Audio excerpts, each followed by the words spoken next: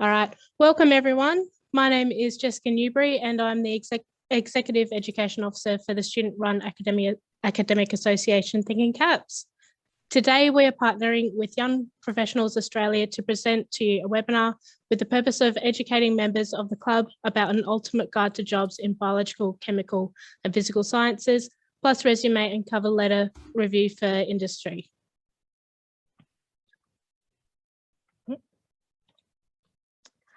So to give you all a little bit of information about Thinking CaPS, up to the end of 2020, we used to only be for students studying chemistry and physics. And now this year in 2021, we have merged with SOBA and have become a club for biology students as well, which is very exciting. So the club is located on level 3 in the Physical Sciences building in room 360, and we offer free tea and coffee to students. We also have a fridge, microwave, computers, whiteboards, and a library with all your much needed textbooks that you can use while you're in the room. But please do not take them out of the room so other students can use them too. There are also tutor profiles available. So if you are looking for one, we have a quiz night coming up on the 16th of September as well. And we also hold swap back study sessions at the end of each semester to help you get through all your exams. So keep an eye out for those events. Now I would like to introduce you Paul Grainger from Young Professionals Australia. So Paul is going to be presenting to us today. So please give him a big warm welcome. Thanks very much. And just if you could just, so are you seeing my view big now or? Yeah, so we've got you up with your face and the slides. You can see the slides, yeah, cool. Yep. Okay, sweet. All right, well, thank you very much for having me. It's great to do this for the first time. So yeah, my name is Paul Grainger. I'm the Director of Career Development and Young Professionals Australia. So before I jump into the lecture, let me give you a bit of context. So we give a lecture like this to every university and every university department around the country each year. The reason we do it is to try and provide you with the information and tools and potential support you need to have a job before you finished university. So we think of our sort of mission as to place as many of you in jobs as possible before you've completed your final exams. But at the very least, we aim to get people into full-time employment within 2 months post-graduation. Now, why do we need to help you do that and provide you with more information? Because statistically, that's very difficult to achieve in Australian science. Okay, the Queensland University of Technology conducts a national survey each year of the graduate class. And what it shows us is that less than 20% of graduate scientists achieve that objective of having a job within 2 months post-graduation. It shows us that the clear majority take 6 months, an average of 6 months beyond university graduation the year after to find their first full-time job.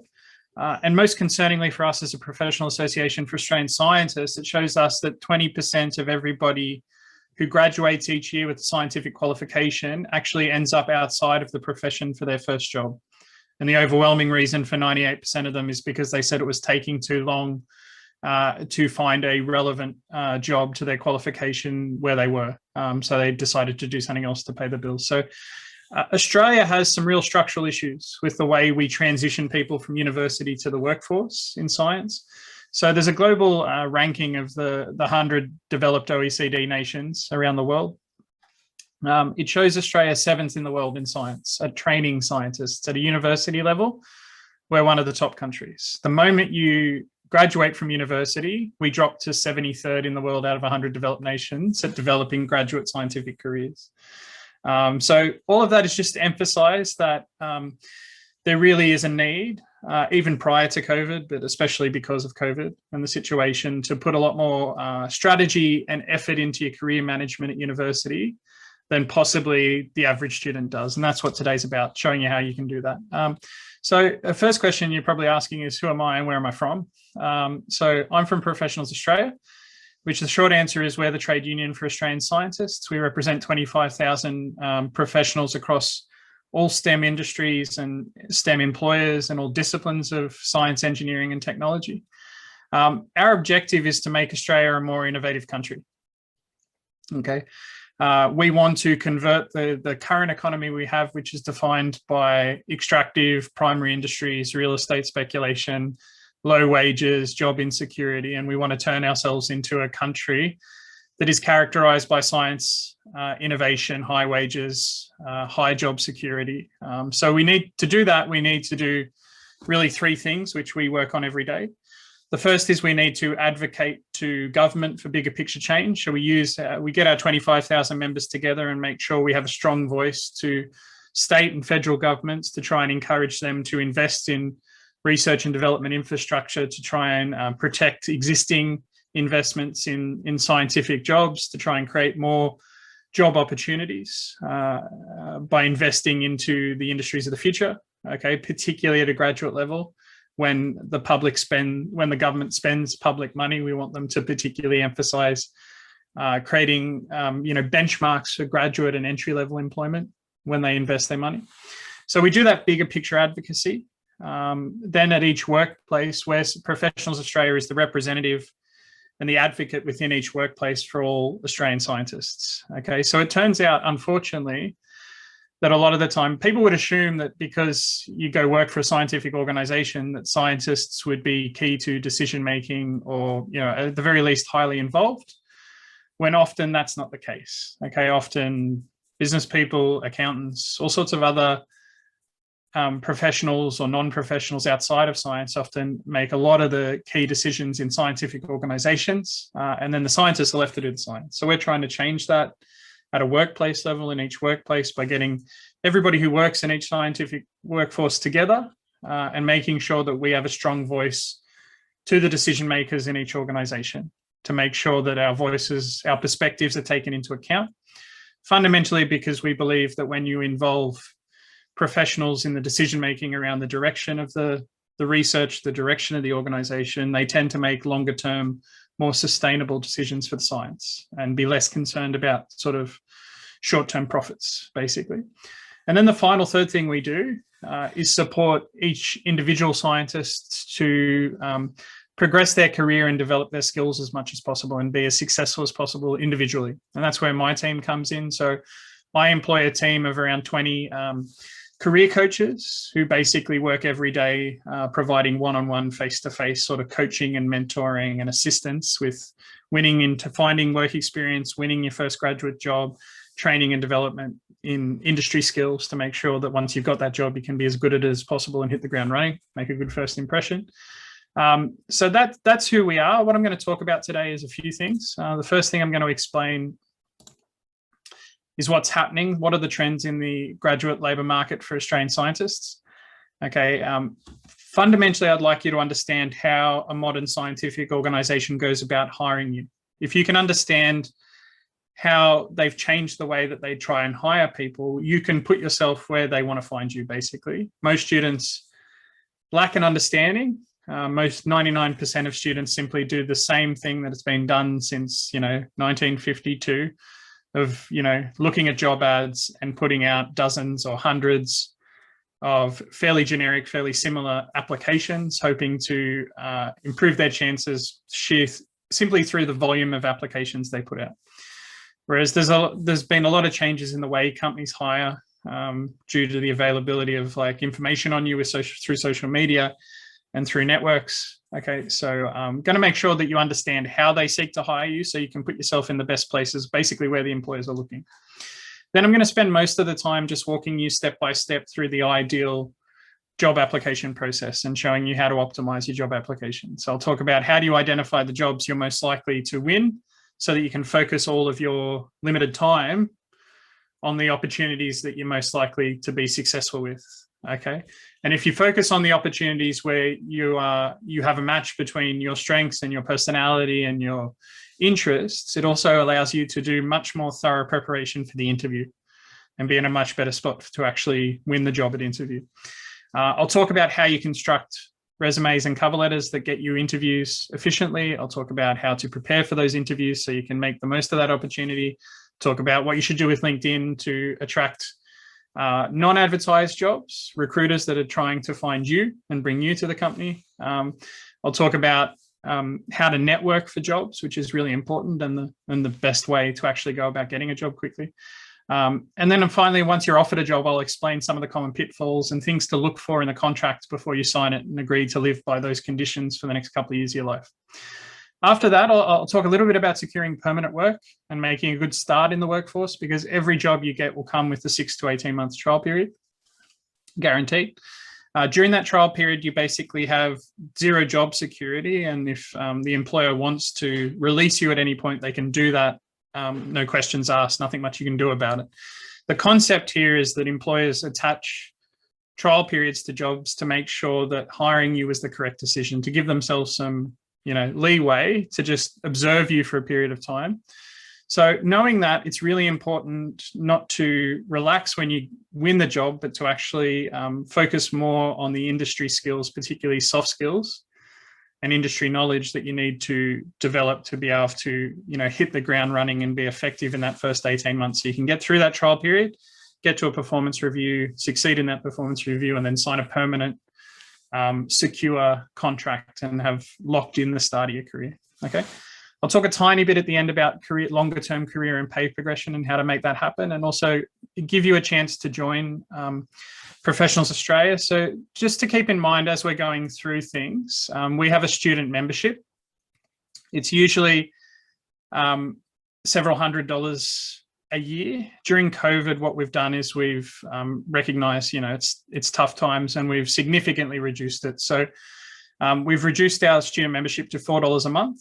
It's also tax deductible because we're a not-for-profit organisation, and you get a range of shopping discounts as well that basically wipe out that $4 a month and make it free. But once you're a member, what you get is not information about what to do. I'm going to tell you that today. And if you want information about what to do in your career and how to approach it, there's also lots more information available on our social media profiles and websites for free. The reason to join Professionals Australia is to basically get one-on-one face-to-face help from an expert like myself whenever you need it. So each student member basically works with a coach like myself who takes them through all the steps of the job application process and make sure they do the right thing, avoid the common mistakes, and do it as quickly as possible.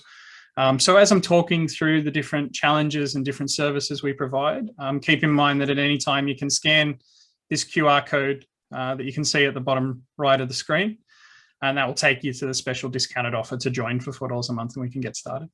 So the first thing I wanted to talk about was what's happening in the job market for Australian science, particularly at a graduate level. So look, the number that jumps out at us over the last 10 years is that graduate scientific unemployment has doubled over the last decade.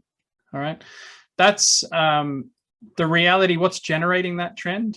We've seen unemployment double, and we've seen the average number of applicants per scientific advertised position triple.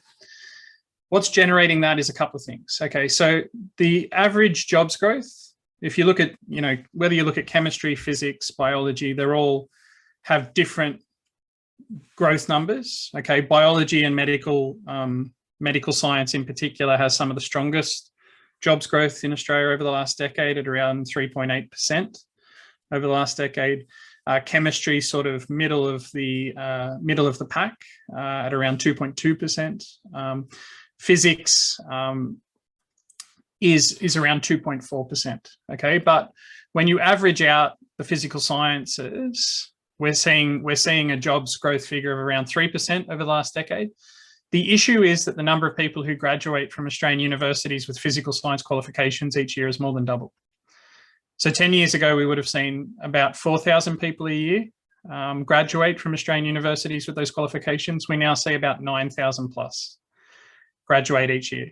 And there's also been a significant increase in skilled migration. So basically, the number of jobs has grown reasonably well when you compare it to other professions and other industries. But the number of people who want those jobs has exploded, more than doubled. And basically what happened there was about 10 years ago, we saw Australian universities move to a demand-driven model where anybody who can achieve the sort of high school results to get into a subject and wants to do it can do it. Whereas prior to that, there were caps on the number of places in each course, which was based on, modeling of how many jobs would be available. So prior to 10 years ago, the government and Universities Australia made an effort to make sure that there was basically the same number of jobs would be available for the same number of people graduating. And 10 years ago, they just got rid of that altogether. And it's created a significant challenge. As I said, only 50% of science graduates have a job 6 months the year after university. 20% never go into science at all. So the reason I'm telling you these stats is not to scare you. It's partly to make you realize that, career management is not something you can leave on autopilot or be passive about. But it's mainly because those stats only count for the advertised job market. And the advertised job market is not the only job market you can be in. So most students assume it is. The only way that most students try and find jobs is on Seek. And the only way that they try and apply for jobs, most students, is by submitting an online resume application. Okay, there is a second job market that is actually bigger than the advertised job market, which is the hidden job market. So jobs that are got through recruitment, where the company finds you and brings you to them, or networking, where you get jobs through actual conversations with real people who work at that company or in that role, okay, and they give you a reference. That hidden job market, that non-advertised job market, is bigger in normal times, okay? More than 50% of all jobs are not advertised. Like, I would actually say it's much higher, but the accepted minimum is that half of jobs are not advertised, because hiring managers like myself do everything they can to minimize their advertising. Advertising for employees is the least effective, most time-consuming, most expensive way to try and hire people, all right? You get much better recruits, much more cheaply, much more quickly if you hire through networks, trusted networks of existing staff, or if you go and recruit people so that you're only speaking to people that you've pre-qualified and you've seen are relevant and you're actually interested in before you approach them and say, do you want to come in and have an interview or conversation? So in normal times, the hidden job market's the bigger job market, but students don't access it at all, really. Like, basically, I've come across probably about 5% of students over the last 10 years who do terribly much serious networking or profile building to be found by recruiters, okay? What happens, though, during a crisis like COVID is that hidden job market explodes and becomes about 2/3 of all job opportunities over the next couple of years, because the unfortunate dynamic with COVID, with the COVID recession at the moment, is that there are 15 unemployed people in Australia for every single advertised vacancy, job vacancy, meaning that if you're a hiring manager at a scientific organization, you're even more reluctant to advertise jobs at the moment because you're going to be flooded with hundreds or thousands of irrelevant applicants, okay? One of the silly things that our governments in Australia do, in my opinion, is that they get, for job seeker or traditional welfare payments, they impose restrictions on people receiving those welfare payments that say you have to apply for a certain number of jobs arbitrarily every month, 20 to 25 jobs arbitrarily, to be able to keep those payments, okay? So with so many unemployed people and that being the situation, if you're a hiring manager and you put out an ad, you're going to be flooded with unnecessary work. You're just creating unnecessary work for yourself. You're going to have to sort through thousands of irrelevant applicants to try and find the relevant scientists. You still have to respond to everybody. Science employers are fundamentally in Australia in the public sector, so they actually have legal policies that they have to sort through and consider everybody. So they're just reluctant to do it at the moment, and they're voting with their feet. So we've got statistics from the Australian Department of Employment tracks the number of job ads available each month. And what we're seeing in every category of physical science is the average monthly number of job advertisements being placed in Australia has been half what it was prior to COVID, during the COVID crisis. So where the running total in chemistry before the crisis would have been, 400, we're now seeing 180 a month during the last 18 months during the pandemic, okay? So it's really critical over the next couple of years, even more critical than it was before, to be able to put yourself into that hidden job market, to be able to put yourself in a place where your LinkedIn profile is strong enough that recruiters trying to fill roles, trying to identify qualified people will find you and bring you in. Also knowing how to network. And then the sort of third priority is actually what students usually focus on the most, which is making your resume applications more effective and more efficient. Okay, so I'm going to talk about all of that today, but I'm going to put a particular emphasis on networking and profile building to get into that hidden job market. Even if you do it a little bit, if you join us, we will try and get you to primarily do that, because we know it's the quickest way to jobs. But even if I can convince you to put 20% of your efforts into that hidden job market that you weren't otherwise going to, then I'm happy, because I will have helped you, irrespective of whether you're involved with us.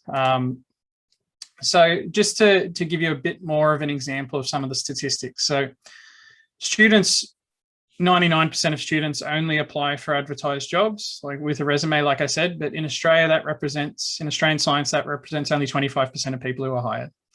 Statistically, every time you submit a resume in Australian science, it has a 1 in 173 chance of being successful at getting you a job, and it has a 3% response rate. Only 3% of them ever get any sort of response, okay? And that includes generic responses that, you know, we received it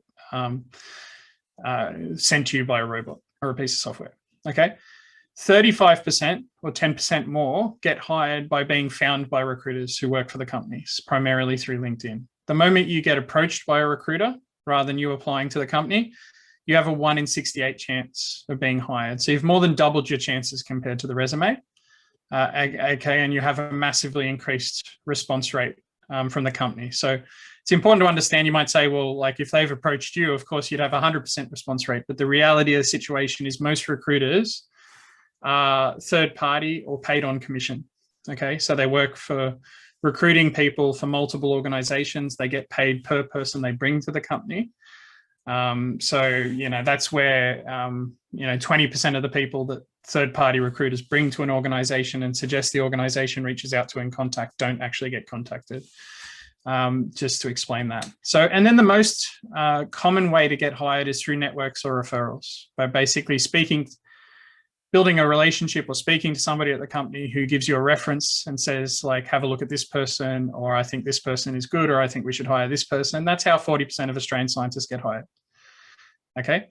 Once you get that reference from somebody who's involved or trusted by the company, you have a 1 in 7 chance of being successful and 100% response rate. Okay. So before you start applying for jobs, we need to have a job search plan. A job search plan is simply the answer to the question of what type of job would you like? The issue is that the vast majority of students don't have an answer for that question, even when they're searching for jobs or work experience. Okay, so I've been doing this for 10 years, one-on-one coaching. I've helped in that time more than 25,000 students in science make the transition to the workforce. The first question when they come up to me and say, Paul, can you help me get a job? Is I say, sure, what sort of job do you want? And the answer I get from most of them, 99%, is anything I can get. Okay, I'm going to apply for everything that is vaguely relevant to my qualification, and I'm going to hope by applying for a lot, I maximize my odds of getting a response. The problem is the opposite is true. Companies do everything. In general, companies do everything they can to filter out generic applicants. Companies want the best applicant. The best applicant is the person who's most specifically interested in that type of work, has specific skills and knowledge related to that work, has a character that suits and a personality that suits the environment and the organization. So they don't want generic people at all. And that is only emphasized in science. It's only more so in science compared to other professions. So that machine gun approach of applying for everything is a red flag that you're going to have a long and time-consuming job search, okay? What you've got to do is the direct opposite, particularly in science. The more narrow you go, the more targeted you are, the shorter and less painful your job search will be. So how do you do that? How do you target? Because when I tell somebody, when they come up to me and say, like, I'll apply for everything and see what I get, can you review my resume? And I try and say, like, let's actually target something like a group of companies or a particular type of job within chemistry or within physics, because, you know, there's no such thing as a biology job. There's lots of there's 15 or 20 different job titles and different niches and different industries to biology, life science, medical science, for instance.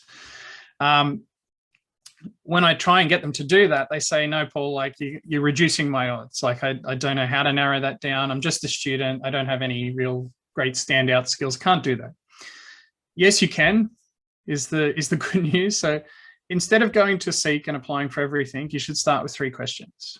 Where are your strengths is the first question. Where are your unique strengths? So, like, within your studies so far, your assessments so far, your voluntary efforts so far, your work experience so far, where are your better results? Okay. Are they in a particular area of technical knowledge or skill? Do they tend to be in more broad-based subjects around like sort of management and people, or do they tend to be in technical niches? Okay, where are your better results? The second question is, what are you actually interested in?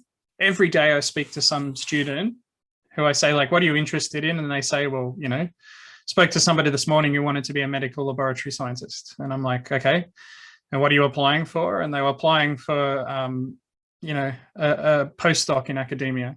Okay. I said, why are you doing that if you're interested in? And they're like, well, I think it's a safer bet. So every day I see people trying to outsmart themselves and be too tactical, trying to figure out what's up and what's down, when performance, getting the job is based on the employer believing you'll be really good at it. Keeping the job and progressing in the job is based on actually being really good at it. And what tends to determine more than anything else being good at the job is how motivated you are to do it, how resilient you are, how much you want to learn that. That all comes down to genuine interest. Okay, so even if an industry you think looks like a safer bet, if you're not interested in it, it's going to be harder. That will resonate out and will come through to the employer and make it hard to get the job in the first place, hard to progress in that job.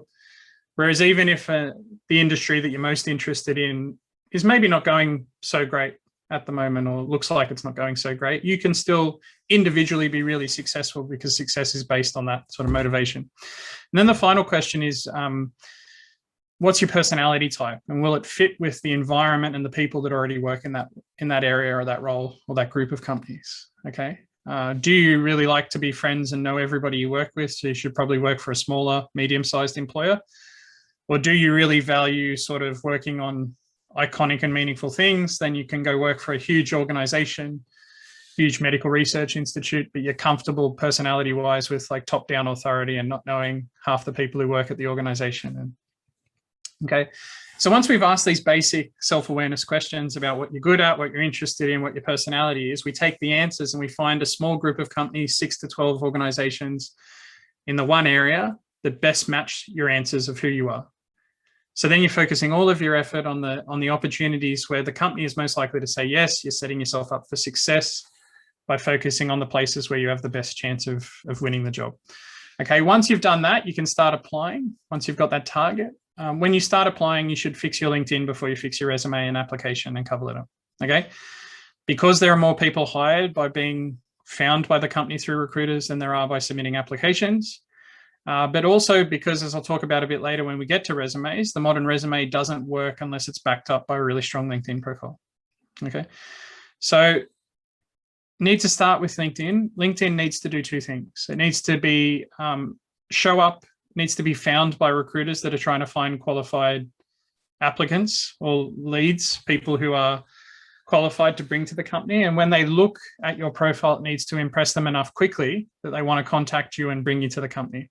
Okay, so being found by recruiters is very much about keyword optimization and key term optimization, very much like search engine optimizing a website for the Google algorithm. So you've got to make sure that from top to bottom of the profile, that your profile is mentioning key skills that recruiters are actually looking for. So most people's LinkedIn profiles don't at the moment. Okay, there are two groups of people when it comes to LinkedIn profiles. Token gestures, people who don't really like LinkedIn, think it's a bit silly. It's the worst of the social media platforms. They have a profile because they think they have to, but they don't really do much with it. It's pretty empty. Okay, and that's even like very experienced, very high-level Australian scientists that are members of us. I sometimes look and I'm like, well, it's a huge wasted opportunity because I know this person has achieved such great things and you wouldn't have a clue from their LinkedIn profile. The other group of people put some effort into LinkedIn, but they focus on the wrong things. They focus their LinkedIn profile on providing a factual description of who they are, where they're from, what they've done, what they like, what they're interested in. Okay, the problem is recruiters aren't looking for you specifically. They're not looking for people from, Flinders or Adelaide specifically. They're not looking for people with the work experiences you've had. They're looking for selection criteria, keywords. They're trying to fill a particular job and they have to compete against a lot of other recruiters and they have to move really fast.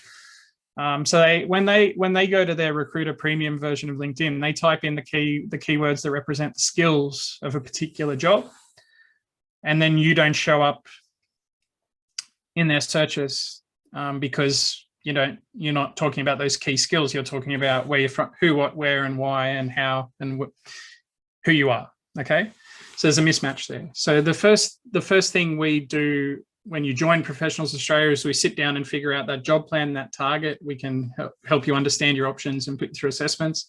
The second thing we do through a one-on-one Zoom at the moment is search engine optimize your LinkedIn profile. So we sit down with you and go top to bottom and make sure all the keywords for the particular job we've decided to target, all saturated through your profile, so we can get recruiters looking at you. Thankfully, LinkedIn tells us exactly who looks at your profile, so we know when it's working. We know when we're getting 3 or 4 recruiters a week who are relevant, who sort of work with relevant companies, looking at your profile. Once we've got them looking, once you're showing up in their search results, impressing them is about providing objective proof of your achievements. Okay. Most people wouldn't have that. Again, on LinkedIn, most people who do put a bit of content onto their LinkedIn profile simply tend to focus on describing things they know and things they've done rather than things they've achieved. All right. Things they know in terms of, lots of dot points of I've done this subject, I know how to do this, I know how to use this type of software, I've been involved in this kind of research, I had my work experience here, which involved doing this, doing that, doing this, doing that, doing this. Okay. It's a bad idea for recruiters because, it makes it really hard to try and see. They've come chasing particular skill sets, particular keywords, and they want to see evidence, objective proof that you maybe actually have those keywords. Okay, so they want to see an achievement. They want to see a dot point that reads like, I achieved X by doing Y in Z situation, and here's the number or percentage that quantifies that achievement or that result.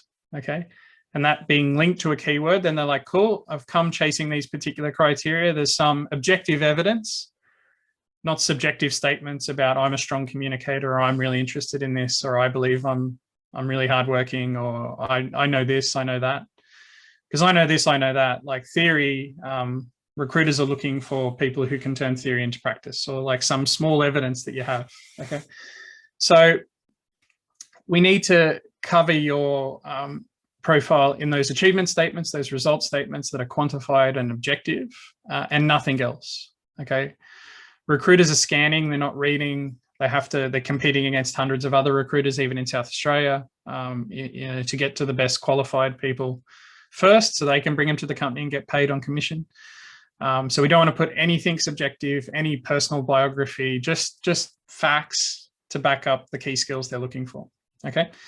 Now, the thing you're probably thinking to yourself is, well, I don't have that many results. Every student at first tells me that. I can't do that, Paul, because I just don't have enough results to fill up a LinkedIn profile. I'm a student with limited experience. I haven't done much yet. The good news is that that's incorrect. Okay. That thinking, it comes from imposter syndrome fundamentally, but like it also comes from the fact that most students think employers are uniquely obsessed with academic results and work experience, when that's not their number one priority that they're looking for. Okay. They are interested in your academic results and work experience, but they can't hire you based on that, because you all have the same academic results and the same work experience roughly. Okay. At the beginning of your careers, no matter how well you did at university, you're all generally sort of considered novices. There is, obviously some people have amazing results, but most people are in a pretty common range. And then they can't hire you because you have more work experience than anybody else, because most people have the same amount of work experience coming out of university, which is not much. Okay. So what they base hiring decisions on, recruiters, is soft skills and attitudes. Okay. You all have the same technical knowledge and experience. Who's going to develop faster and further because they're better at communicating, leading, teamwork, project management, risk assessment, data analysis, critical thinking, and then attitudes like who's the most resilient, who's the most organized, who's the most coachable, and will accept constructive criticism most positively and go and do things about it to improve. And who fundamentally wants to do this type of work more than they want employment. Okay.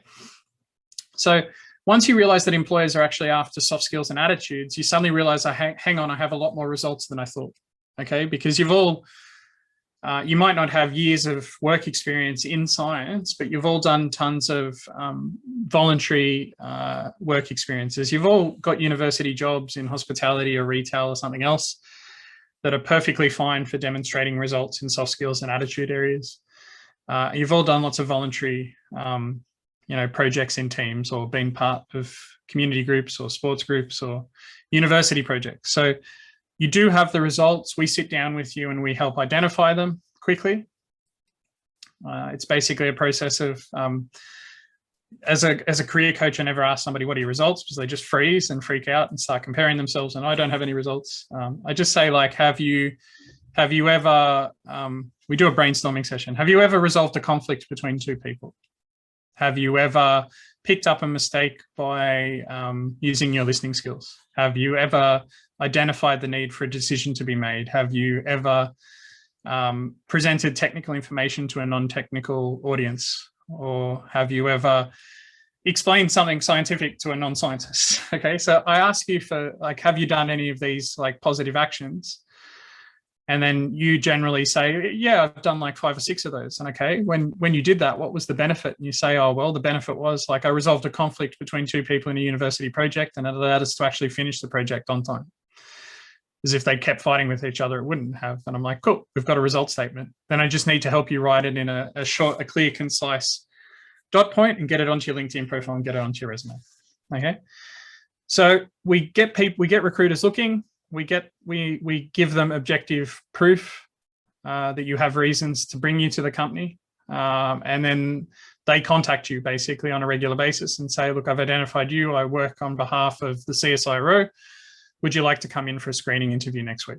Okay, we teach you how to do those screening interviews. They're different to job interviews. They're just looking for red flags in your personality. So we teach you how to do them. You get through the screening interviews, then they present you to the South Australian Medical Research Institute and say, interview this person. I've pre-qualified them. Then you've doubled your chances compared to the resume of being hired. Okay. So that was step 1. Step 2 is still the traditional resume, because still 25% of people, as I said, get hired by submitting an application to a job advertisement. Okay. What you need to do with your resume is make it dramatically more efficient. Okay. Most science students have super inefficient resumes. The average number of applications you need to submit as an Australian science student is 15 for every 1 interview you receive at the moment from our surveys. The average number of interviews you have to sit as a science student before you win a job is 5. So the average number of applications is 5 times 15 or 75, which means that the job search process for most science students takes way too long. Okay, it's a lot of applications. If you're doing the application at all well to try and actually get through, that's going to take a lot of time. So the average time it's taking an Australian science student at the moment to complete their job search and get a job is 7.5 months. Okay. What we've done at Professionals Australia is we've got our members to a point of their job search lasting less than 2 months on average. That's because we've got them to an average ratio of 3 applications per 1 interview received. And we train them on those interviews, how to do those interviews, so they win one of their first 2 interview attempts. So they only have to submit 6 applications on average to get a job, compared to 75 for non-members. What we recognize, what we teach them fundamentally about resumes is that nobody's reading them. In the olden days, maybe in the 1980s and backwards, you'd submit an application and somebody would actually sit down, read it from cover to cover and consider your arguments as to why you deserve a job. That doesn't happen anymore. Okay. In the 1990s, companies started receiving way too many applications. Basically, once online recruitment became a thing, they were flooded with applications. So they no longer had the capacity to read them. What they decided to do was just scan them. So if it's a big organization and you submit an application to, they will just scan it through a piece of software called an applicant tracking system, which scans it for keywords and key numbers. And that robot or piece of software deletes 98% of the applications it receives within a couple of seconds. Okay. If you apply to a smaller organization where humans still do the filtering, they won't read it either. They'll just scan it with eyes, slightly slower than the computer, but they'll scan with their eyes for keywords and key numbers and delete 98% or toss 98% of the applications. Okay. So it's a very fast, very brutal culling process at the beginning, because the main problem in Australian recruitment is that we're flooded with drowning in applicants. We're drowning in applications generally. Okay. So most people, again, with their resume, put nothing on their resume that actually helps that scanning process to identify you in your resume and get through. So they fill their resume with things dot points of things they know and things they've done. What we do is we sit down with you one-on-one when you're a member, and we basically clear that all off, and we turn your resume into a document that is exclusively things you've achieved related to the key selection criteria for the position, spelt out, quantified in numbers or percentages or ranges. So it has the maximum chance of getting through. In fact, just this morning I did something I commonly do, which is I had an argument with a member, or friendly argument with a member, where I suggested they shouldn't submit their resume.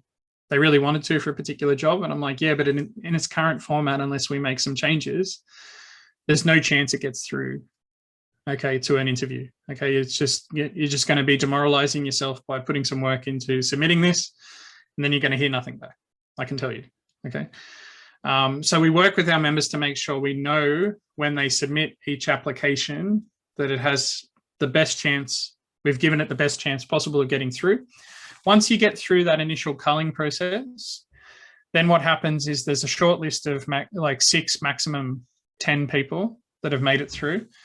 You still don't get your application read. They just scan it again for the key numbers, key achievements. And then what they do is they go to your LinkedIn profile and they look for proof to back it up in your behavior on LinkedIn.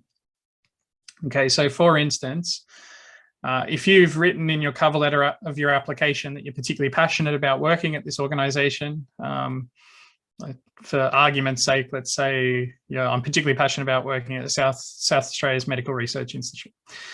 And then I go to LinkedIn, I go to your LinkedIn profile, and I find not one piece of content, not one comment, not one share, not one piece of information on your LinkedIn profile about SAMRI.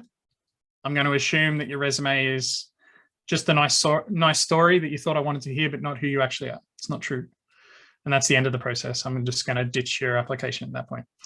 If, on the other hand, I go to your LinkedIn profile and I find you sharing, commenting, engaging with content, with relevant achievements all through your LinkedIn profile, if I find you basically doing things that back up something you've said about your resume, in your resume, on your LinkedIn profile, I'm going to assume that consistency means there's a chance that's actually you. And then I'm going to contact you and offer you an interview to test if it is really you. Okay, so recruitment's as simple as that. It's not rocket science. It's simply that it is 3-dimensional now. Okay, you need to be consistent in person, online, and on paper in your application. Otherwise, you're not going to progress through the steps these days, and that has changed in the last 20 years compared to prior to that. A resume could lead straight to an interview, whereas LinkedIn's in between. And that's, again, like I said, another reason we start with fixing your LinkedIn profile first before we fix your resume. Okay, so the final way to get a job is by networking. So before I get into interviews, let me explain how to do modern networking for jobs. That's how 40% of scientists get employed, is getting a referral from somebody who works at the company or with the company through networking. The problem with that is students generally don't do much networking, okay? The general, I think, consensus amongst Australian science students is networking is awkward, time-consuming, and fairly ineffective at getting jobs. When I speak to students around the country, that's what they tell me. That is true if you think about networking in an old-fashioned sense of going to career fairs, going to cocktail parties, waiting for physical events for the chance to walk up to strangers and say, hey, stranger, you don't know me from a bar of soap, but could you give me an internship or a job? That is awkward, time-consuming, and ineffective. Okay, but that's not modern networking. Modern networking is using the internet, primarily LinkedIn. So you don't wait for an event or an opportunity to network with people. You go and identify on LinkedIn the people most relevant to you who have the capacity to give you a reference for a job you actually want. So you can start, you don't have to wait, you can start right now. You could go to LinkedIn right now, type in a company you would like to work for or a job you would like to do, and LinkedIn will show you a list of people who do that job currently, who work at that company.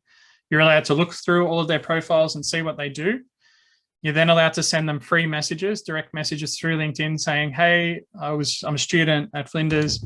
was researching top professionals in this in the industry, and I came across your profile. I read about how you're doing this project, and I find that super interesting. That's the area I'd love to be in one day after I finish university. Love to connect with you and learn more. Do you think there's any chance at all we could possibly speak over Zoom or meet for coffee for 20 minutes max, so I could ask you a few questions about it and learn about it a bit more off you? Promise I won't ask you for a job or an internship. I'm just interested in what you do. So if you approach people that way, which is how we get our members to approach them, guaranteeing you won't waste more than 20 minutes of their time, you won't ask them to give you anything, you just ask them questions designed for you to learn about what they do because you have a genuine interest in them. We found that like 60% of the time they say yes. You know, science professionals who are already working in the industry know their career progression is based as much about who they know, not what they know. They know they need to network and mentor. They've never been more available because there's so many of them working remotely, not under the surveillance of an employer or manager at the moment. So they've never been more available. They know they need to network. You come through and guarantee that you have a genuine interest in what they do. You value them. You won't waste their time. You won't ask them to give you anything. You just want to learn from them. And they say yes. So it's relatively easy to get a couple of networking conversations, and you only need a couple to turn it into jobs. Okay. So we offer our members extensive training on how to actually conduct the conversation, because the number one concern of most people is that networking conversations are super awkward. So they don't need to be at all, as long as you're asking learning questions, not give me things questions. Okay. So the sort of questions we sort of get our members to ask when they have conversations are like, could you tell me how you ended up in this position or working here? Person's happy to answer that. That's not awkward because you're just saying, tell me about a time where you were successful and got a job here. But they tell you really rich, useful information like, you know, I got a job here because I have these particular skills and this organization values these skills over other skills. Well, they tell you about the channels they use to come to the company's attention, and like the company looks for people here, they don't look for people over there. Okay. Other great questions are like, can you tell me how the company helps you achieve your goals and how the company achieves its goals? And they start telling you who's who, what's what, how they train people, who makes decisions, how they make decisions, what the structure is, what the lay of the land is. Later on, when you do an interview, the answers to that question will be really helpful when they say, like, why do you think you'll be a fit here? You just say, well, I've spoken to one of your staff and they told me that the culture is this, this, and this. And here are the genuine reasons why I match that specific culture. Okay. Whereas other people end up in interviews and they say, like, why would you be a good fit here? And they just say generic subjective things like, oh, I'd work hard and I'm really motivated to do well. Okay. So we teach you how to do it. We teach you how to follow it up, which is you've had a really good 20-minute conversations with people about learning about what they do. Every couple of weeks after that, you Google those topics, you find an article or a video related to your conversation, you send it to them and say like, hey, found this, thought you'd be interested because it relates to our discussion we had. Hope you're doing well. That's it. You just every couple of weeks, you stay in touch, you stay in their memory. So once you've done one conversation, which is relatively easy to get, you've followed it up so they remember who you are and you built some sort of relationship, then you have the ability to turn that into an actual job. Okay. The way you do that is not by asking them for a reference or asking them for a job. It's just you keep an eye on that organization, and as soon as they advertise, you convert that networking you've been doing into a job through the cover letter. So in the cover letter, you say, dear employer, I'm applying for this job because I was fortunate to have a conversation with one of your staff. Let's call her Sally. Things Sally told me about the organization make it sound like a great place to work. And the answers she gave me to my questions lead me to believe that I'd be an effective graduate employee from day one. I have genuine reasons to believe that from what Sally's, explained to me. And that's why I'm applying. I'd love to have an interview with you to determine if that is or is not the case. Okay. So that cover letter gets noticed 1000% of the time. It never gets ignored. It goes straight to the top of the pile. It gives recruiters goosebumps because you've done their job for them. And you're so much more self-aware and patient and thought out than the average cover letter. The average cover letter is covered in buzzwords, cliches, subjective statements. Generally, the average cover letter is like, I've applied for this job advertised on Seek because coincidentally, I believe I'm perfect for it. I have strong communication skills according to myself. Just ask me. And I'm really motivated to work hard. Okay. So your cover letter is 1,000 times better than that if you do it through networking, a networking process. It always gets noticed. Once they notice it, what happens is they go off to the person you're claiming to have met and spoken to ask them if that's true. So they go off to their staff member and they say, Sally, this applicant is claiming to have met you before. Is that true? And then Sally gives you the reference for the job without you ever having to ask her. Okay. She says, yeah, we had a 20-minute chat. It was really good. It was really relaxed. They were easy to, communicate with. They were just asking me questions about what we do and how we do it. They seemed just motivated by learning about us and the work. They didn't ask me for anything. They're organized. They've been following me up ever since and staying in touch with me. I think they're really good. The recruiter is standing there going, tick, tick, tick, tick, tick, tick, tick, all the skills and attitudes I actually care about in the hiring decision. They're genuinely interested in the work, genuinely interested in the company. They have skills that match us. They're organized, clear communicator, proactive. They fit one of our existing people. Like basically, shut up and take my money. You're hired. That's why the moment you get that reference, you have a 1 in 7 chance of being successful, like I said, compared to 1 in 68 if a recruiter approaches you through LinkedIn, compared to where 99% of students focus, which is the resume, which has a 1 in 173 chance of being successful. So hopefully what I've shown you is that most students do job strategy exactly the wrong way around. They focus on the smallest number of opportunities and the least effective way of applying. So if I've convinced you even a little bit to put 20% extra of your time when you do your first serious job search into networking and profile building, great. I can see a few people have already clicked the link and joined on my end. So, welcome. We will get you to start with profile building and networking and then work our way backwards to the resume and making it more efficient. So once you've done all of that, you start to get offered positions. When you get offered positions, you get offered interviews.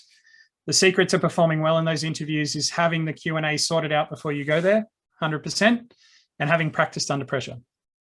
Q&A sorted out is really easy to do because the companies have all the same questions and the same techniques. It's not random at all. Okay, it's very predictable. So we guarantee for our members that whenever a company offers them an interview, they should contact us straight away. We set up a one-on-one Zoom call with them where we predict the questions they'll be asked by that specific company. We help them prepare strong answers and we practice them delivering those answers to us in a mock interview under pressure. Okay. What we do is we exaggerate the pressure of that mock interview by we make about 3 times more stressful than it actually will be with the real company, because we need to identify where you're going to break down, where you're going to get lost, fix where you're going to make mistakes. And so we can fix those mistakes so they happen with us when it doesn't matter, so that a week later when you go do the real job interview, they don't happen there where the job is on the line. Okay. But basically what happens is we've improved. Our members win one of their first 2 interviews compared to everybody else takes 5 attempts before they win a job. Because when our members go to do the interview, they're sitting there knowing exactly what's going to be asked, knowing exactly what they're going to say in response, and knowing that they've said it effectively before under a lot more pressure than this. It was actually harder. I know PA made it harder than it actually will be. So our members' confidence levels when they're sitting there are through the roof. And that's critical because winning a job at interview is about how you say things, not what you say. Okay. And multiple people will say the right things at a graduate level. Multiple graduate applicants will be very similar in their skills and experience. So the person who wins the job is the one who says the same things most clearly and most confidently and most compellingly. And that guaranteed doesn't happen if you haven't done the practice under pressure. The first couple of times you do it, that's why it takes people an average of 5 attempts to win a job from interviews, usually, because the first couple of times you do it, it's such a stressful life event that even if you know what to say, it doesn't come out clearly, concisely, and compellingly the first couple of times you do it. Okay. So it's a great idea to really put some thorough preparation in, and we can actually really do that thorough preparation because at the beginning of this process, if you remember, what we got you to do was answer the question of what specific job are you targeting? So we know there's only one kind of interview because we're only targeting a specific kind of job that we're actually suited for. And we know because we're suited for it, we know we have strong answers. And it's just a matter of working on interview technique and preparation and anticipation and body language and frameworks for answering. Okay. So once you interview well, you get offered the job. When you get offered a job, they'll present you with an employment contract. They expect you to sign. Just like you to remember one thing about employment contracts, which is it's a catastrophically disastrous idea to sign one on the spot, and scientific employers don't expect you to. Okay.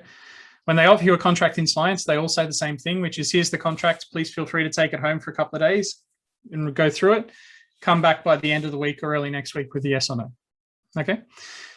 You should always take it home, always take them up on that offer. Your contract regulates what you're paid, who you know, how you're trained, what you do, who owns your intellectual property, whether you get pay rises, whether you get promotions, whether you're allowed to leave if you get offered a better job by a different company. You can't sign a document like that without understanding it first. Okay. So to give you an example, the average graduate salary in South Australia at the moment for a physical science graduate is around is in the early 70s. So we're talking $71,000, $72,000. That's what the company expects to pay you. They expect to pay the average, because if they pay you beneath the average, they know they're just inviting competitors who don't do any training or development of their staff to poach you once they've spent a lot of time and money in the first couple of years developing you. Okay, so they expect to pay the average, but in the real world, nobody's first offer is their best offer. They have to assume that even 25% of applicants will come back and negotiate or haggle a little bit. So what they do is they leave room for that negotiation to happen and for them to still end up where they wanted to end up. Okay, so if they're expecting in the end to pay you a maximum of 72,000, their first offer will be 65, leaving room in case you come back and haggle. The problem is 60% of people just sign the contract on the spot. What they're doing there is throwing 5 to 10% of their starting salary out the window for no reason.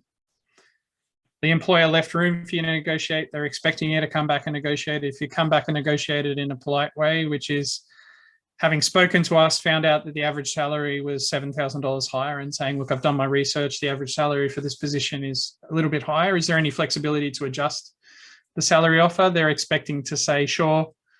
You know, we can think about that and basically negotiate some conditions or maybe some extra benchmarks or KPIs, but they'll agree to it. So they're basically expecting it to happen. You just threw that money away for no reason by signing it on the spot. So if you check it for nothing else, there's good reasons to check a contract, plenty of other good reasons, like, you know, making sure that the trial period where you have no job security is not massively long, making sure that when you try and leave a job, when you're offered a better job, you don't have a massively long restraint of trade or notice period that's designed to lock you into the first employer, making sure you don't give away all your intellectual property value in the future by signing a first dodgy contract. There's lots of good reasons to read a contract and check it. The main reason is, you know, to make sure you don't throw away your starting salary, particularly at the moment in the sort of recessionary environment we have going forward the next couple of years. I wouldn't do that.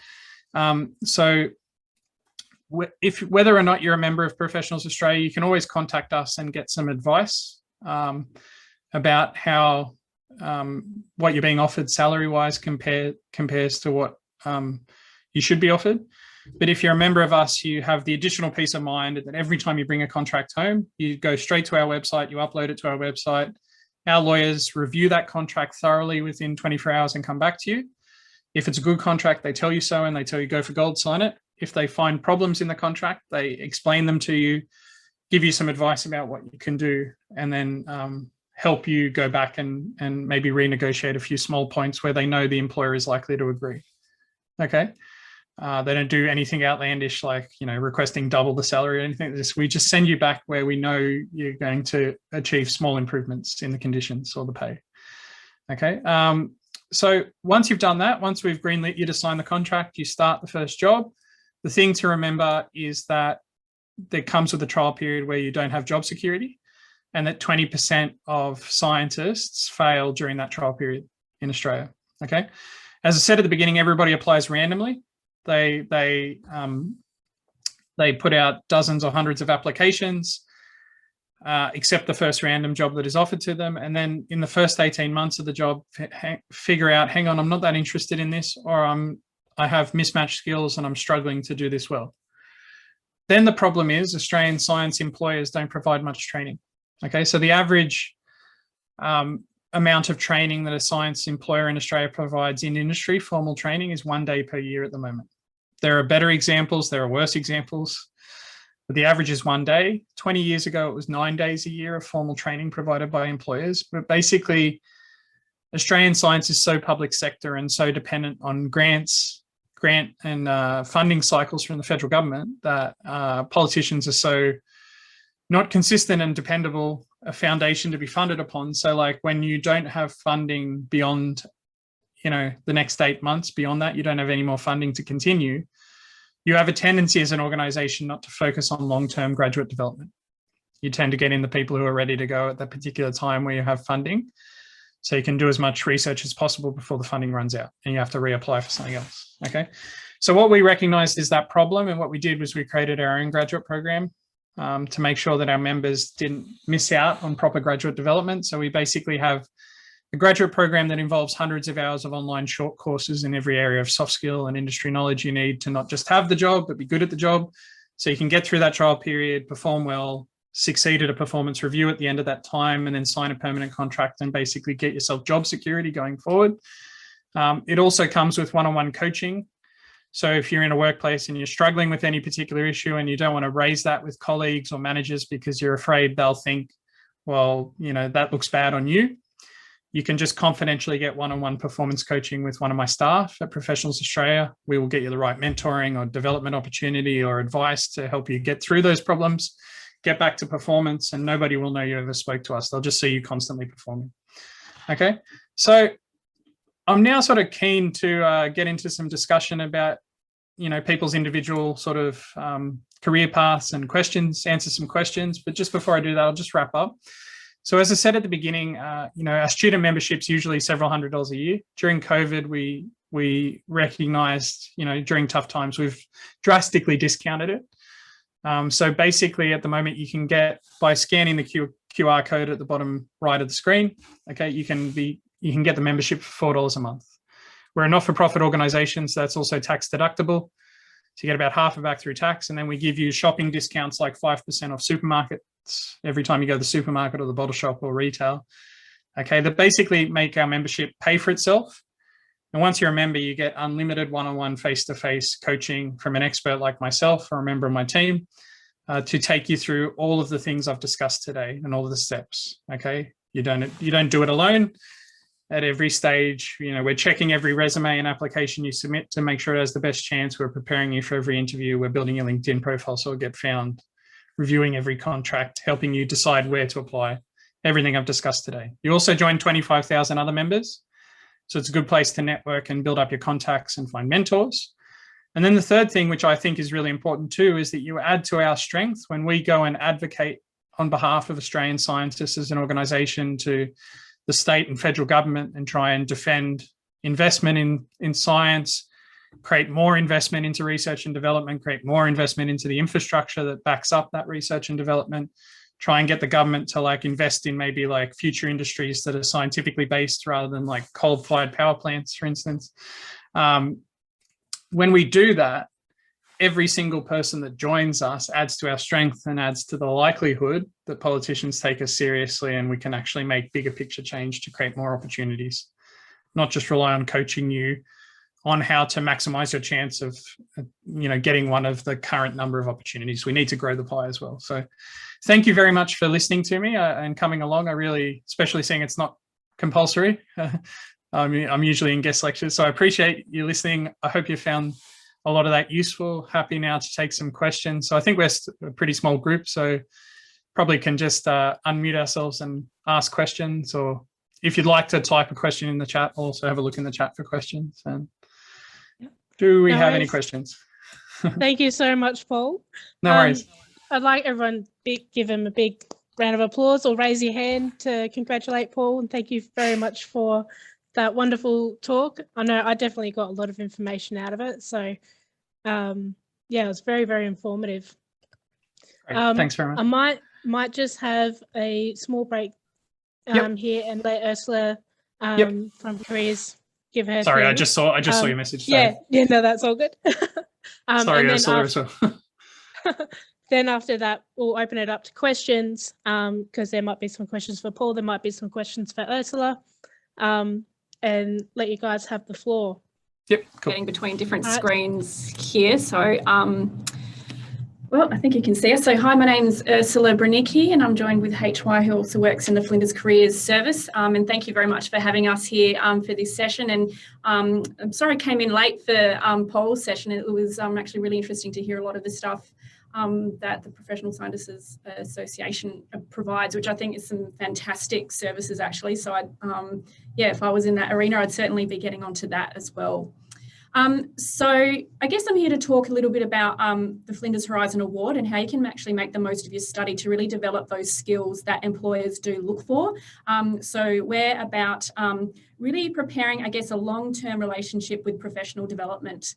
And what we mean by professional development is really the process of continuously updating and improving your professional skills and perspectives. And I believe, you know, Professional Scientists Australia would also probably have their own professional development program and courses and events to make sure that all professionals are as competent as possible, their knowledge and skills are up to date. But there's lots of things you can do right now to really improve your skills, and there's a whole lot of skills no matter what you study, no matter what profession you're going to go into. I guess there's a whole range of, I guess, called transferable or enterprise skills, some people call them soft skills, that you can take with you anywhere and are really important no matter what level or job you're going into or what stage of your career you're in. So at Flinders, we find that professional development is really important and starting early. We know that, you know, the world of work and the future of work is going to see us having multiple jobs, many career changes, and that we're seeing so much change happening. And I think we can all agree that we've had non-stop change in the last year as well. So that means, you know, the more we learn, the more we can adapt and deal with this change and be open to opportunities as they come up, rather than feeling a victim of change that happens and reactive. So we've got a program that helps you build these skills. It encourages you to get new experiences that are going to really put you in the best position when it comes to graduate roles or other jobs that you might be interested in once you graduate. So yes, the more you invest in developing your skills and your career, the more you can respond to change, challenges and opportunities. I'm just curious to know if anyone in the room is currently a member of the Horizon Award program or currently involved. If you could raise your hand, perhaps that would help me. Yes, I know Jessica, you are, which is great. Oh, great, fantastic. Okay, so this might be a little bit of repeat information for some of you, but always worthwhile repeating. And Jessica's certainly done well to reach her Platinum Award and leadership. So you've done super, super well. I think you're a great example of, you know, investing in your skills and your career. So essentially Horizon, we've broken it into 4 key categories, and we essentially recognise and give you points for activities that really enhance your career and your employability. So we encourage obviously formal learning and workshops. So we have a whole range of workshops that range from communication skills, critical thinking, design thinking, there's leadership, there's about 18 different topics that we have, but we also encourage other learning such as online courses or other things that you might be doing at university. We actually give higher weighting to industry-based learning and events because we know the value of connecting early with your industry, networking, getting a sense of what's happening on the ground in that industry, and having that industry-based learning. So if you become a member of a professional association like Professional Scientists Australia, you get points for doing that, and you also get points for being involved in any activities and events that they run. University volunteering and experiences, we know they are some great opportunities to build your skills, working with others, and also leadership skills. So you certainly get points for that. So I don't know if anyone here has been an O-Guide. Obviously, if you're a member of a club or a society, you also get points for that. But really, why it's so important is it's actually demonstrating, you know, working or using your skills outside of a kind of learning environment, and actually, you know, how do you respond to conflict or change with other people? And the final area we also give points for and really promote is any other real world experience. And that typically looks like volunteering that you might be doing in your community. It could be virtual internships. If you're doing an elective topic placement, you can also get points for that, or other projects or boards or committees you might be a member of outside of university, but still that relate to your career and building your professional skills.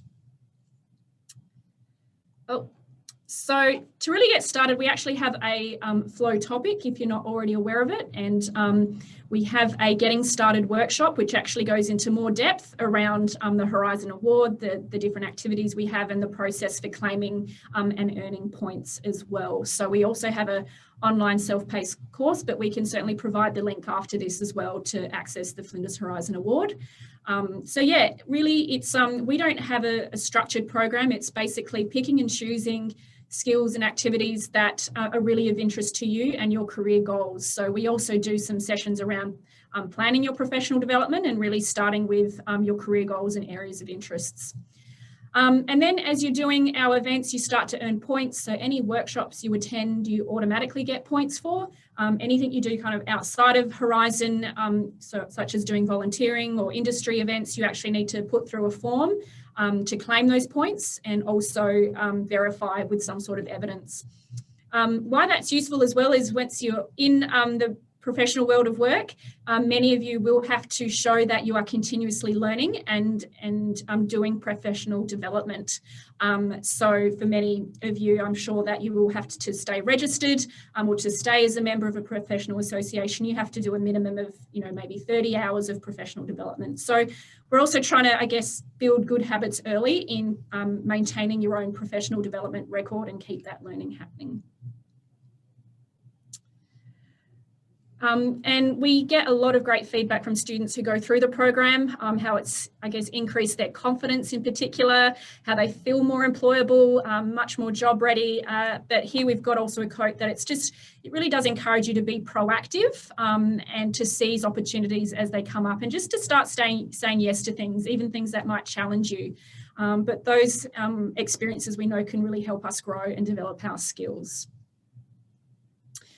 So I'm going to hand over to HY. That was just a little overview of Horizon, but we're actually part of the broader careers and employability team. We're actually a group of, I guess, 3 subsets. So I'm just going to get HY to go through briefly all the other services that we offer as well that you can use. Thank you, Ursula. So for the employer engagement in the careers team, it does have other workshops as well. This includes job link summits, which are currently put on hold because of COVID, but we also have online seminars such as A Day in Life. So that's where we invite speakers to come talk about how they work in that day. And that will allow students to see whether you want to go into that industry.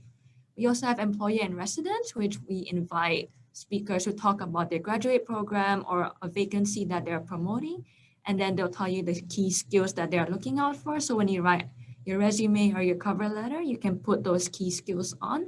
And you also have a presence, because if you attended the workshop, then your name would be listed there. And the person who's presenting is usually the person who will recruit. So it's always nice to have that information before you actually apply for the application. We also facilitate recruitment. So on the Career Hub website, there will be a Find Jobs area, which I will show you in a bit. And that's where you will get the updated versions of the current vacancies that you can just apply for. And usually some of them, they're not on Seeks because the employer will come to us directly. So it's always nice to check Career Hub. We also have career consultants, which will assist students with career planning and resumes and cover letter as well. They have workshops every week online and sometimes in person, depending on the restrictions. And some of the sessions are recorded as well. So on Flow or Career Hub, you'll be able to find these resources. So we also have Ask a Careers Question. That's one of the most popular workshops. This is a 15-minute session with a professional consultant and a student. So this is where you get to talk confidentially with one of our consultants, and they'll guide you through your career pathway. So you can tell them what you're thinking and where you want to go. And they can guide you like whether there's a barrier and if there's anything that you can look more into, like how to improve your cover letter sometimes. But it's not about a review. It's more about giving you tips and advice. We also have the USEP program. So we have one of the consultants that comes in on a Tuesday. And these are for students with a disability. So they can go to the consultant. And also similar to our job hack workshop, this is also a one-on-one session where someone with a disability can speak privately with our consultant, and they will have a more streamlined approach for these students. So similarly, they also guide you with advice and tips and how to approach the employer. So this is a screenshot of the Career Hub website. And then I think the most important part is this is where you want to go to for your career journey.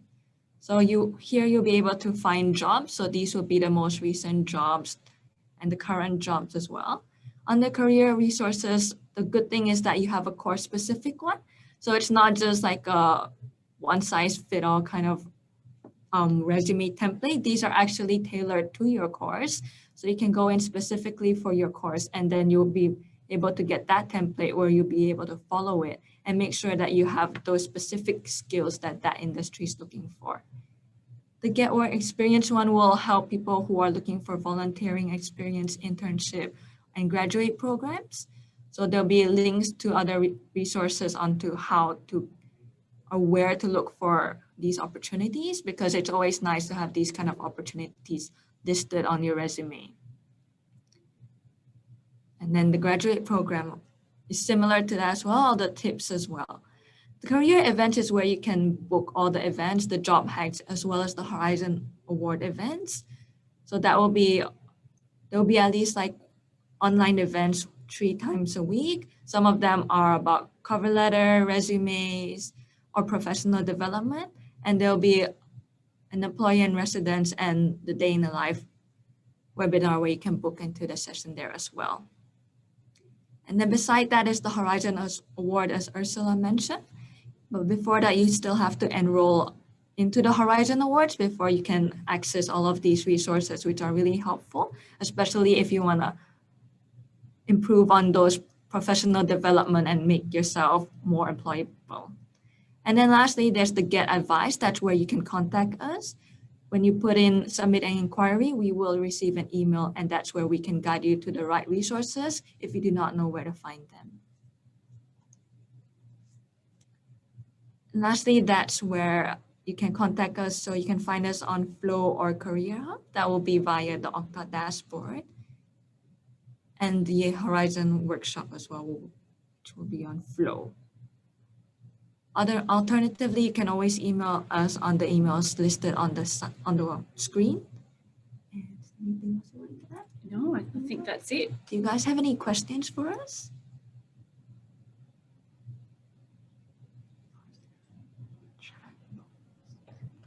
Yep, great. Thank you so much, Ursula and HY.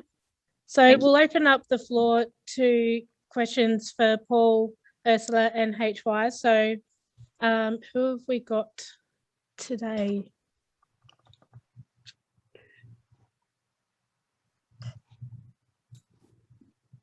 So I'll just stop you sharing there, Ursula. Yeah, that's fine. Then I can see all our attendees. So we've got Gemma, Kayla, and Paris. There are a couple of familiar names that I know there. So thank you for joining us today. So first off, Gemma, we'll ask that you guys share, like, who you are, what you're studying, and go around the room. So Gemma, if you're still listening, can you please share your name and what you're studying? So if you can't use the microphone, you can always type it in chat.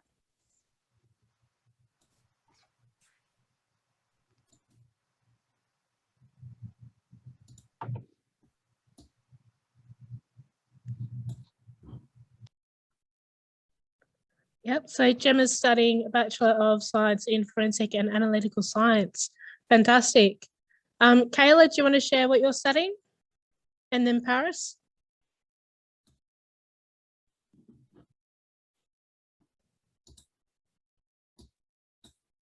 Yep, same as Gemma, Kayla.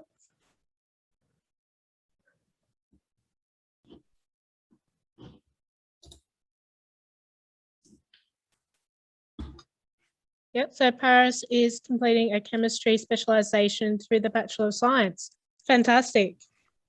Great. So do you guys have any questions for Paul or for Ursula or HY?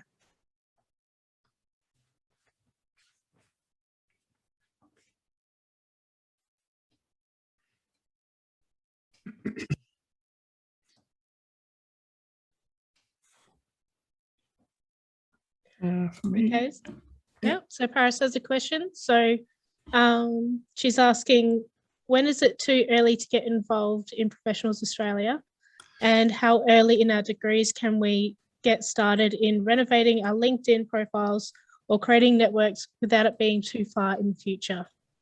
So I'll give you the obvious answer first, which is never too early. But obviously, I'm going to say that. So what are my reasons why it's never too early? So like the reason it's never too early is because if you're not ready to apply for graduate positions because you're earlier on in university, then we would do all the same sort of one-on-one help with finding you as much work experience all the way through university.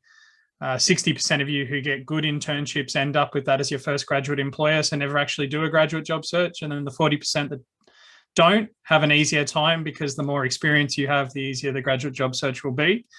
But the other thing is, like, the main thing is I spend half my life answering the question of when can I procrastinate until, like, which generally people want to leave it until after they've actually finished university and then start seriously looking for a job. But like that sort of removes all the time for like making mistakes and it's still being okay. It leaves not much time for being strategic. So like networking with people takes time. Building up your LinkedIn profile and getting it found takes time.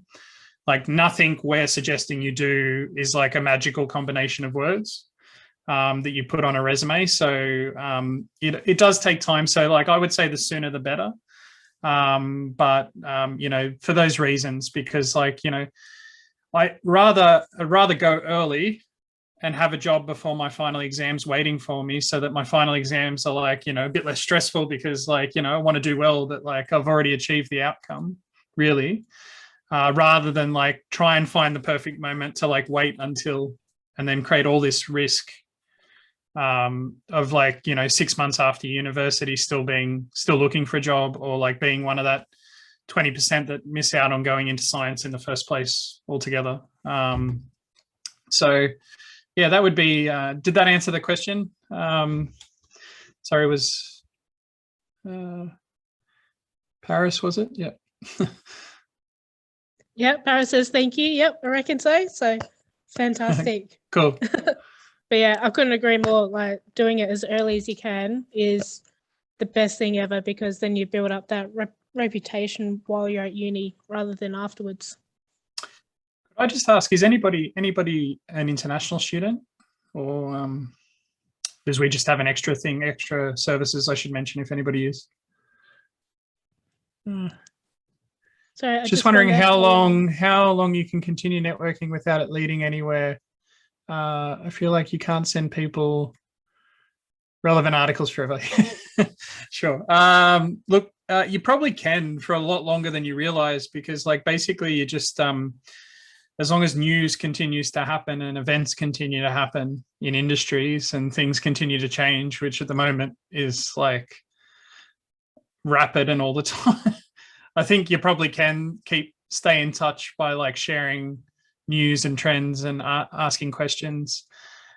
Generally, it doesn't take that long. So like, if you follow somebody up for 3 or 4 months after you've had a conversation, that will be enough to like stick in their memory. And like during that time, the company will probably advertise an opportunity that's relevant, and you can go in and use the networking, as I discussed through the cover letter, to apply in a much more genuine way. But even if like the relationship expired, the information you get from a networking conversation makes your resume and your interview answers and all the other traditional tactics for getting jobs like 1,000 times more effective.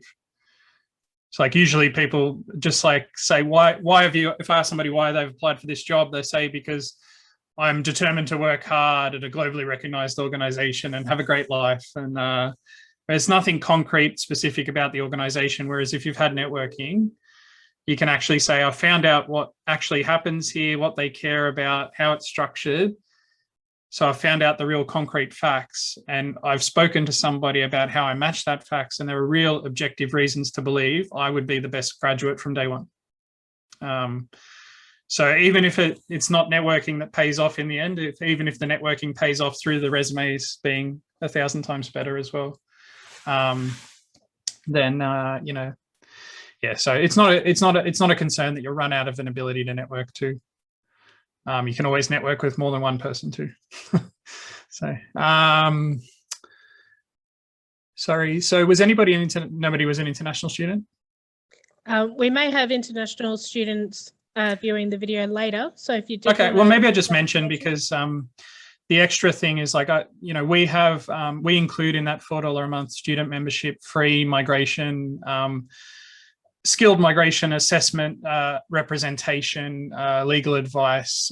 So let me put in a bit of context for you. Like, I don't need to tell an international student the job search is slightly harder for them than compared to a domestic student. I do need to tell them that it's not hopeless, because like I go around the country speaking to, half our members are migrants, and they're fairly downtrodden the last 18 months. So like, look, the biggest barrier is convincing an employer that you will become a permanent resident.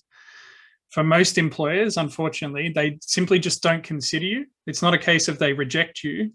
They just don't consider you until they're sure that you'll be staying, because they don't want to invest several $100,000 over the first couple of years in training and developing somebody who's insecure in the country. So the mistake that an international student makes usually is saying things like, I hope to stay, I would like to stay, I plan to stay, but that's not strong enough to get employers to consider you. So what we get our members to do is the first meeting a migrant member has is with our migration agents. They identify the best visa, they help them apply for it. They legally represent them with the Department of Immigration if they have any problems, and they write a letter of reference saying they've had a discussion, they've assisted with the application, they believe it's only a matter of time before this person achieves this visa.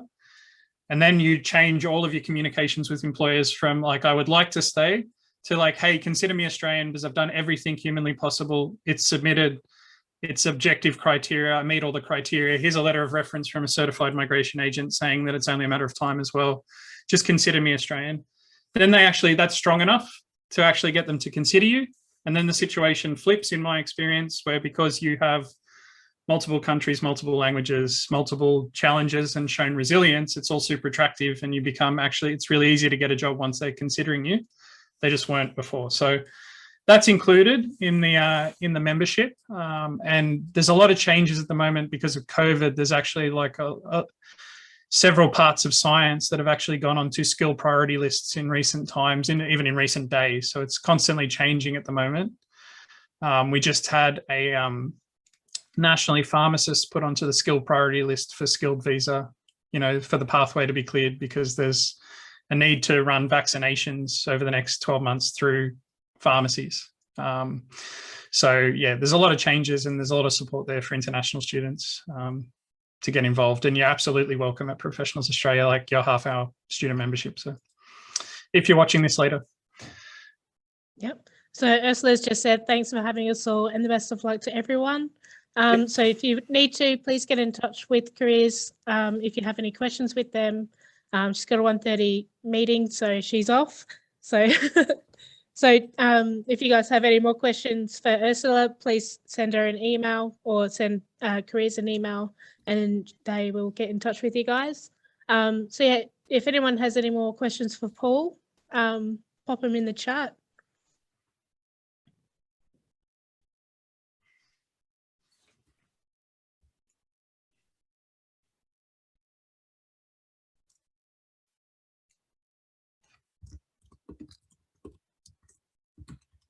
I'll just put my email in the chat as well for people now or later. If you think of a question later when you're watching the recording, or you want to have a private chat with me, not in front of everybody else, then just send me an email and we can set that up.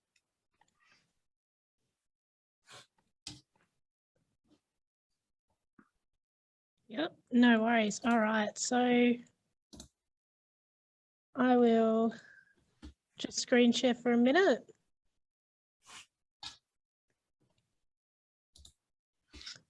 Oh, Paris has got another question. So I don't really think I have any more questions off the top of my head, but thank you so much for this presentation. I'm really keen to get involved with Professional Scientists Australia, and I really wouldn't have known about this. Oh, just had a notification come up. Known about this resource without today. So not a problem, Paris. Great to have you along. Glad you liked it. Thanks.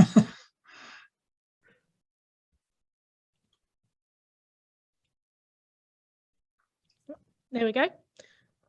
All right, so I would like to extend a much appreciated thank you to Paul for being our guest speaker today. So all your information, tips and advice have been incredibly helpful and appreciated by our Thinking CaPS members. Thank you also to Ursula and HY for joining us from Flinders Careers. We do appreciate all the support that you give us as well. And also a big thank you to Mel from AIAA for lending us their Zoom account so that we can meet online and have an incredibly informative session as well. So thank you, everyone. So also to just quickly to register for Horizon Points for today and to give us some feedback, please go to this short link below and fill out a very short survey. I will pop it in the chat. Oops.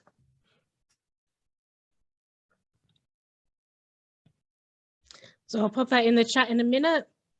So thank you to everyone who has contributed towards this webinar today. Thanks, everyone. Thanks very much for having me.